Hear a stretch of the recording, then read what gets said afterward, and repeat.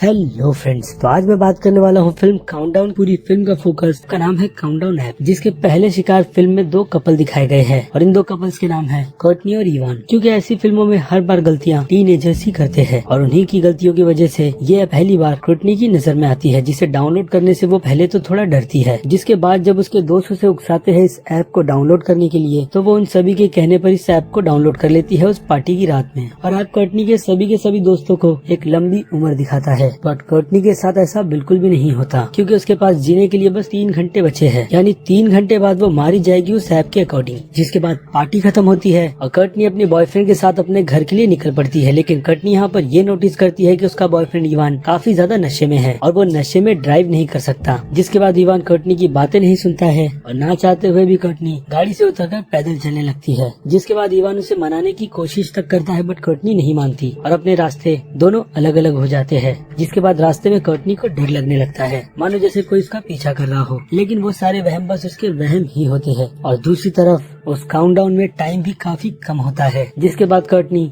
1 minute से पहले अपने घर पर पहुंच जाती है और अपने मोबाइल को बंद कर देती है, बट इन सब का उस फोन पर कुछ भी असर नहीं होता। जिसके बाद वो टाइम और कम होता है और कोर्टनी इससे और भी ज्यादा टेंशन में आ जाती है। जिसके बाद वो बाथरूम में कुछ आवाजें सुनती है और वहाँ पर चेक करने के लिए जाती है और इसी बीच उससे कोई चीज ऊपर की तरफ खींचती है और टाइम खत्म होने से 1 सेकंड पहले ही वो चीज उसे जान से मार देती है। जिसके बाद उसकी मौत लोगों को हादसा लगने लगती है। लेकिन इस बीच इवान का कार से एक्सीडेंट हो जाता है और जब इवान अपनी दूसरी तरफ उस सीट को देखता है जहाँ पर कोर्टनी बैठी हुई थी, वो पूरी तरीके से डैमेज होती है, मानो जैसे कि अगर कोर्टनी उस कार में बैठती तो डेफिनेटली उसकी मौत होनी ही थी। उसके बाद ये सीन हटता है और हमें सीधे दिखाया जाता है एक हॉस्पिटल का सीन, जहाँ पर फिल्म की लीड एक्ट्रेस क्वीन की एंट्री होती है, जो कि इस हॉस्पिटल में बतौर नर्स काम करती है। और उस हॉस्पिटल में गेस्ट स्पॉट पेशेंट बनकर कौन आया है? ये पेशेंट और कोई नहीं बल्कि इवान खुद है, जो वहाँ पर क्वीन को कोर्टनी की डेथ से रिलेटेड काफी सारी डिटेल्स भी देता है और उस ऐप के बारे में भी बताता है कि उस काउंटडाउन ऐप के चलते शायद ये सब हुआ है। लेकिन क्वीन इवान की कही गई बातों पर इतना ज्यादा गौर नहीं करती। जिसके बाद वो वहाँ से चली जाती है बाकी दूसरे स्टाफ से मिलने के लिए, और वहाँ पर भी उनमें से एक स्टाफ के पास वो काउंटडाउन ऐप है, जिसमें उसके पास अच्छा खासा जीने का टाइम है, और हॉस्पिटल के डॉक्टर के पास भी। क्योंकि यहाँ पर बातचीत मौत से रिलेटेड चल रही थी उन सभी के बीच में कि मरना और जीना भगवान के हाथों में है। क्योंकि वहाँ पर हम एक पादरी को भी देख सकते हैं। जिसके बाद काउंटडाउन ऐप का जिक्र होता है और फिर उसके बाद पेशेंट के एक छोटे से इंसिडेंट्स के बाद क्वीन अपना काम खत्म कर अपने घर की तरफ निकल जाती है। लेकिन उसके थोड़ी देर बाद ही उसके फोन में उसे काउंटडाउन ऐप डाउनलोड करने की नोटिफिकेशन आती है। जिसके बाद वो उस ऐप को बिना किसी टर्म्स एंड कंडीशन को रीड किए बिना इंस्टॉल कर लेती है। जिसके बाद सरप्राइजली उससे यह पता चलता है कि उसके पास जीने के अब सिर्फ 2 दिन और 22 घंटे बचे हैं। और इसी बीच हम उस लिफ्ट में डॉक्टर सुलिवान के कैरेक्टर को भी नोटिस करते हैं कि उनकी नजर क्वीन की तरफ कुछ ठीक नहीं। और उसके बाद फिर अगले सीन में हमें दिखाया जाता है कि क्वीन और उसकी छोटी बहन जॉर्डन के बीच भी रिलेशनशिप कुछ खास ज्यादा अच्छी है नहीं। और फिर से आ जाए हॉस्पिटल पर, तो यहाँ पर सिचुएशन इवान के लिए तो बिल्कुल भी ठीक नहीं, क्योंकि काउंटडाउन ऐप में टाइम अब इवान के लिए अच्छा नहीं चल रहा और उसकी मौत बस कुछ ही मिनटों दूर है। और ये चीज अब इवान भी महसूस करने लगा है कि उसका कोई पीछा कर रहा है, लेकिन उसे सही तरीके से दिखाई नहीं देता। जिसके बाद वो डर के मारे स्टेयर्स की तरफ भागता है, जहाँ पर कुछ ही सेकंड बाद अंधेरा हो जाता है। जिसके बाद वो अपने सेलफोन की लाइट की मदद से वहाँ से भागने की कोशिश करता है स्टेयर्स से उतरकर। लेकिन उसे वहाँ पर कोर्टनी दिखाई देती है, जो थोड़ी रोशनी में आने के बाद एक